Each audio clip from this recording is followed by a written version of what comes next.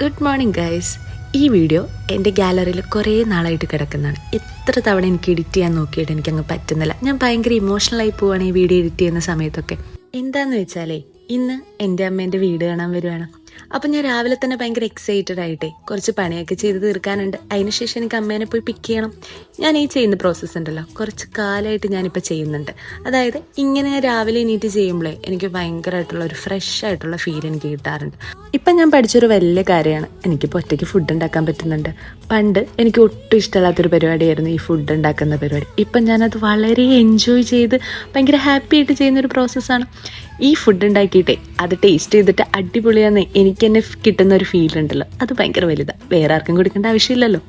കുറച്ച് ദിവസമായിട്ടെ അമ്മയ്ക്ക് എന്നെ വല്ലാണ്ട് മിസ് ചെയ്യേണ്ടെന്നൊക്കെ പറഞ്ഞ് എന്നെ വിളിക്കുന്നുണ്ട്. അപ്പം ഞാൻ പറഞ്ഞു, എന്നാ അമ്മ ഇങ്ങോട്ട് വാ, കാരണം എനിക്ക് അവിടെ പോകാനായിട്ട് ഇപ്പോൾ ഭയങ്കര തിരക്കായതുകൊണ്ട് സാധിക്കുന്നില്ല. അപ്പം അമ്മ ഇങ്ങോട്ട് എന്നെ കാണാനായിട്ട് വന്നു.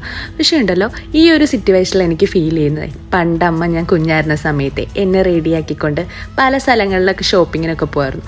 ഇപ്പം സെയിം ഫീലിംഗ് ആണ് എനിക്ക് തോന്നുന്നത്. ഞാൻ അമ്മേനെ റെഡിയാക്കിക്കൊണ്ട് അമ്മേനെ ഓരോരുത്തർ ഷോപ്പിങ്ങിന് കൊണ്ടുപോകുമ്പോഴേ എനിക്ക് കിട്ടുന്ന ഫീലിംഗ് ഭയങ്കര വലുതാണ്.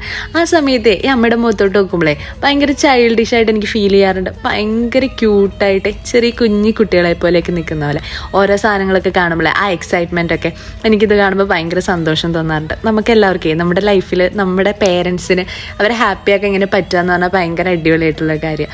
അപ്പം ശരി, അടുത്ത വീഡിയോ കാണാം. ബൈ.